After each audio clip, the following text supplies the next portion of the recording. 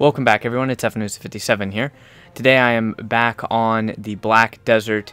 Now, this is the final beta for the Xbox One, so this is the last beta before launch. And this video will be a bit of a hybrid combination between what's new from the first beta to this final beta, and also my review and impressions for the final beta, and whether or not you should pick up one of the Founders Packs for the game. So, first thing that you will notice starting off is my character looks really cool because they gave us all a trial armor set just for the beta, which is nice. But you can see a couple of the issues that I have, and I will be a little bit critical on this game because I want to see this game do really well, and I would like to play it and have a lot of fun with it. But there's a couple issues. They're not insanely huge, and they're from my point of view, so it's personal preference. The very first thing that I do want to point out is how shiny their armor is. Now I'm gonna go ahead and launch the game, but the armor is almost like a mirror finish. Every NPC's armor and of course the Pearl store armor customizations that you can get, they're all very, very shiny. I don't have really a problem with that, but until they give us a better customization as far as the gamma settings and brightness settings and things like that, I think that that mirror finish can be a little bit of a problem, adding to how bright everything is. Now, you will remember in my original review for the beta, I said that that was one of my big complaints, was how bright the entire world was and how bright everything was, combined with the camera shake. And I mentioned that they did adjust that down and toned it down in the first beta. Obviously, I was not the only one with that issue, and the dev team there at Pearl Abyss actually went and toned those two things down even farther here in the final beta. They also added a few interesting elements, like the ability to toggle off that whole chat screen that I was complaining about, because it took up way too much of your screen and it would stay there even in combat. So let's go ahead and take a look at what we have. Now, I am playing on an Xbox One Advanced Warfare Limited Edition console, and I am in no way, shape, or form currently partnered with or sponsored by Pearl Abyss. So this review and impressions is completely my own and no one else's. With that being said, this is my little wizard that I've been working on. I got to level 23, which really isn't all that much. And you'll notice as soon as we come in the game, it does look like it is either sunset or sunrise. So things are a little bit darker.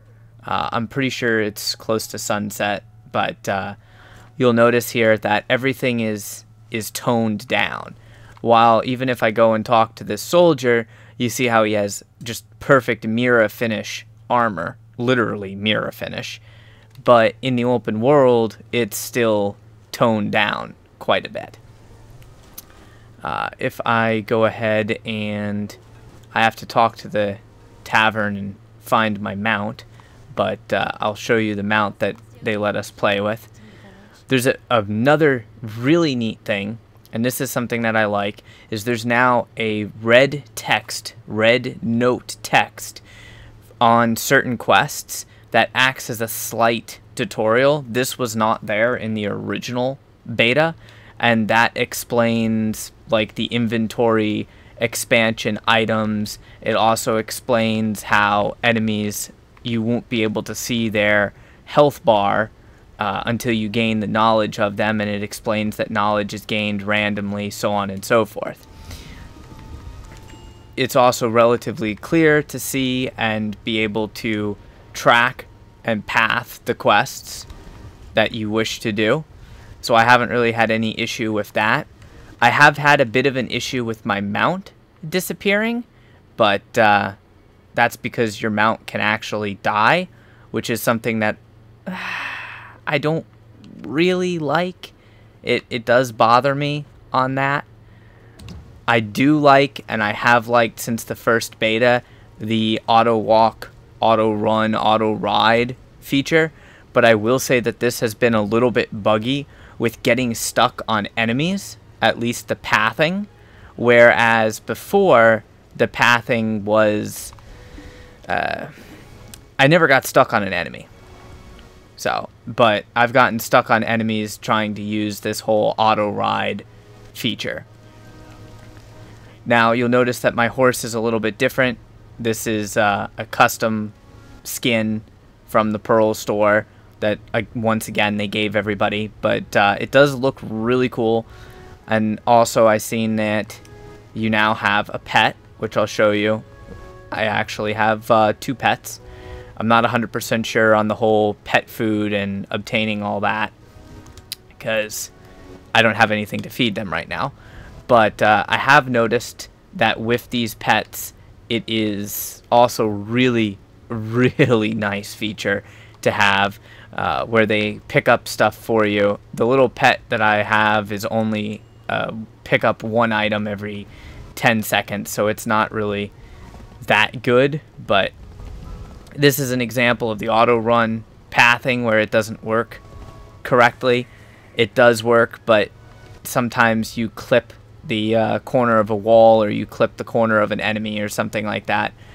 So hopefully that's just a little bit of a bug. My main issue and my main concern is still the controls and then the end game for the game. I know some people, you've commented on my review saying that the game's pay to win or it's not pay to win. I can't say for 100% certainty because remember, I have not played the full game. I've only played in the betas for the Xbox version of this. So I couldn't say for 100% certainty how the game is or is not. There's a whole bunch of node war stuff going on in the beta, which I haven't really messed around with too much. I will say that I've had my mount die, which is a feature I understand, but I don't like at the same time. So you kind of have to park your mount a bit of a ways away. But my issue is the control scheme. And I had the same issue in the original beta that I have in this, and I'll try to explain it a little bit better just in case anybody didn't understand what exactly I was talking about. Yes, I understand the whole there's gonna be skill combos and all of that. I get that. But the main issue that I have is the left stick being part of the control scheme. I don't like that simply because of the fact that with the left stick being part of the control scheme, the biggest problem that I had in the original beta, and now this is the original beta, but you would go to use a move like, you know, this self-heal or, you know, mana absorption or something like that. And what would happen is you would then attempt to move right after using that. And basically what it would do is it would cause you to use this whole earthquake move. And it was almost like the controls were, the best way to describe it would be sticky. It was really like the controls were sticky, and that was what the issue was. I don't know if that was a bit of a server-side latency issue or something of that nature, but that's the problem that I had. I have gotten used to the controls and the control scheme. I can deal with it. It's not my super most favorite control scheme, but I can deal with it, and I can deal with the whole knowledge system where you have to kill and build up kills, you know, and then you'll randomly gain the knowledge for certain enemy types. So it's definitely one of those things that I'm liking. I'm having fun with it. Not much really transfers. As far as I know, nothing transfers over to the full game. Obviously, I will be getting the base version of the game, which this game is not a free-to-play game. This game does have a cost to it, and the cost is $30 for the cheapest pack. People have mentioned about the fact that there's no like absolute free version, but then again, this game was not supposed to be a complete free version, and people have also mentioned the fact that we're limited on the number of classes that we have. We don't have all of the classes that PC has. And this is correct. We do not have all of the classes that PC has, and we will not have all of the classes that PC has until a probably month or so, as I've been told, about a month after the game launches, and then they'll add the additional classes that PC has that console doesn't have. So what I would like to see, I would like to see a little bit of tweaking on the lighting with more customization controls as far as that goes, with the settings just to balance it, because everybody's console and everybody's TV is different.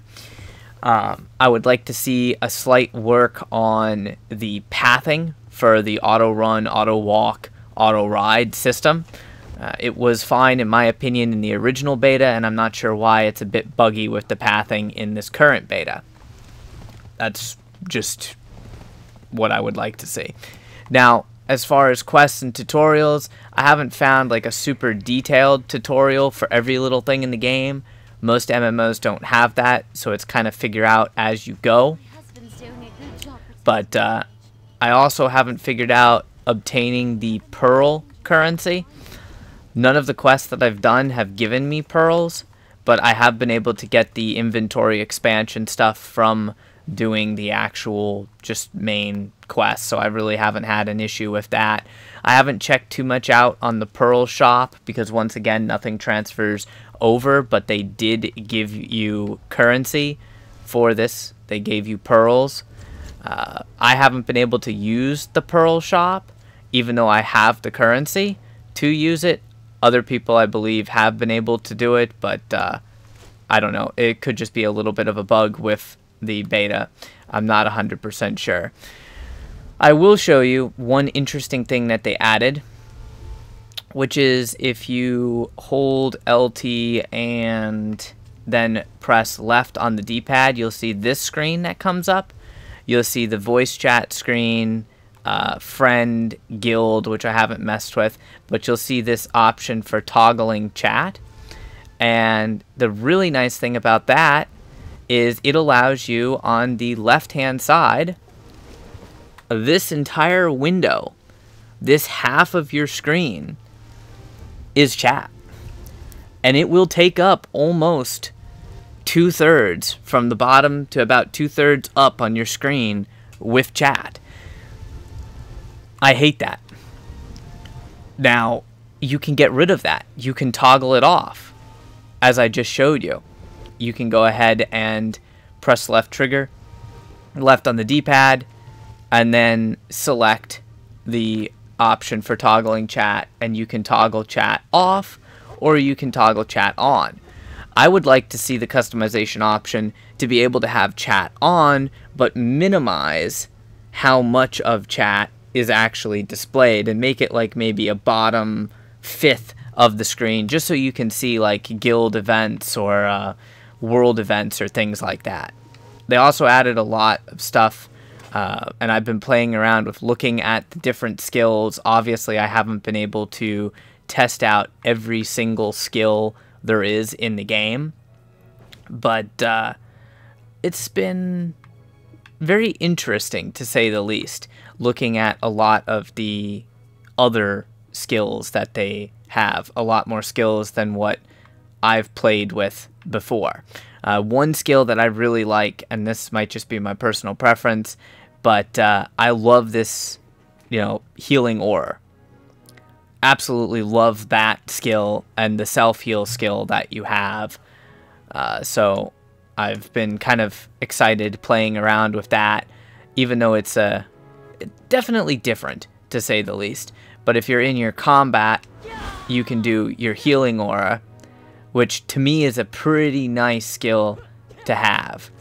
I haven't messed with PvP, so I don't know exactly how that's going to be.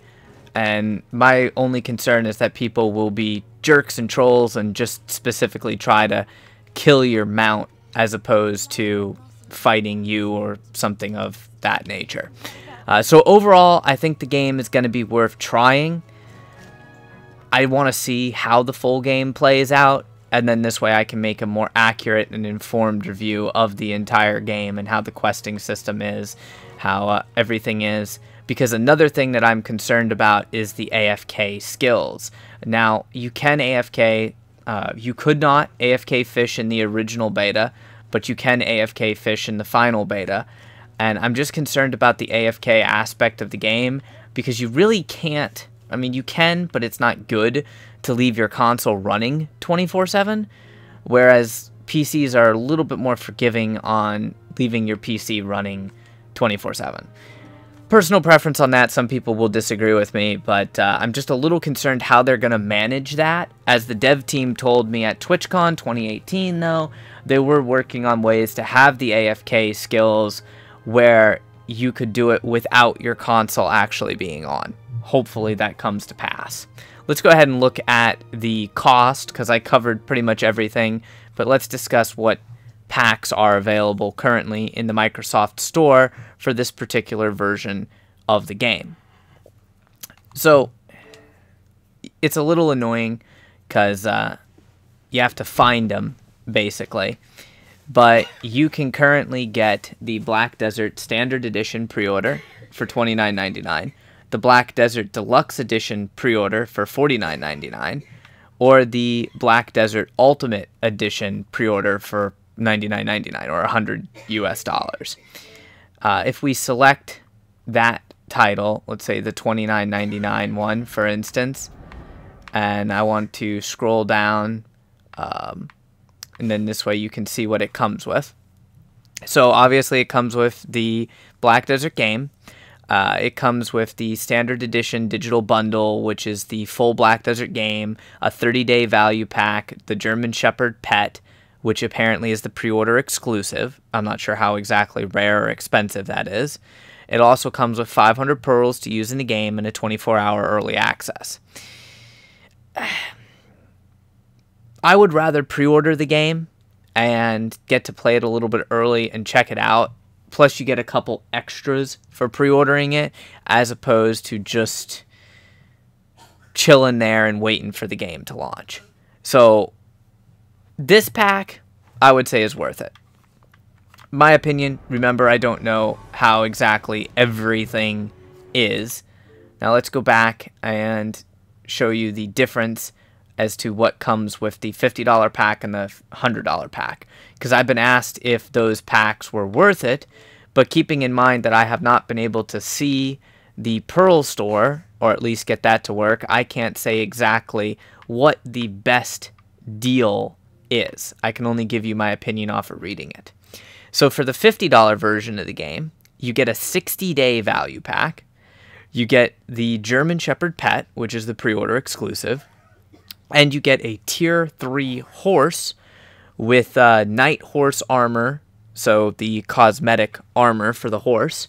And then you also get 1,000 pearls to spend in-game, and you get 48-hour early access. Now that 48-hour early access could be really cool, because it could give you a bit of a head start doing some of the main quests and things like that without, you know, people stealing your kills or potentially trying to PvP you, you know, that type of thing. So I would say with the mount, I trained my first mount. I do believe there is a quest in the full game, because there was a quest in the beta that allowed you to get a basic tier 1 mount. And it was a relatively easy, relatively early on quest. But it was very annoying for me to try and train and capture a tier 2 mount, just because the beta was very buggy. So I would say just for convenience, this pack would be worth it. And as I've been told, all the packs are a decent deal compared to if you were going to buy the pearls and then buy the stuff in the shop. Let's take one last look at what comes with the Ultimate Edition of the game. Now, included in the Ultimate Edition of the game, obviously you have the base version of the game. Then you have in that pack the what is that? Shurad, I'm not entirely sure. I butchered the name, sorry. Which is a pre-order outfit. Apparently, it's a pre-order exclusive.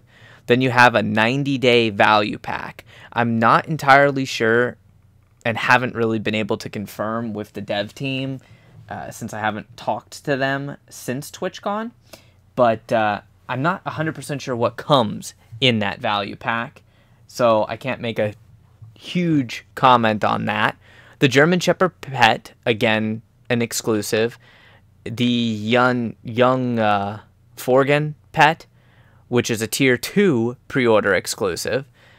I'm, again, not entirely sure how important that is, but it's an extra pet, and that saves you a little bit of money there.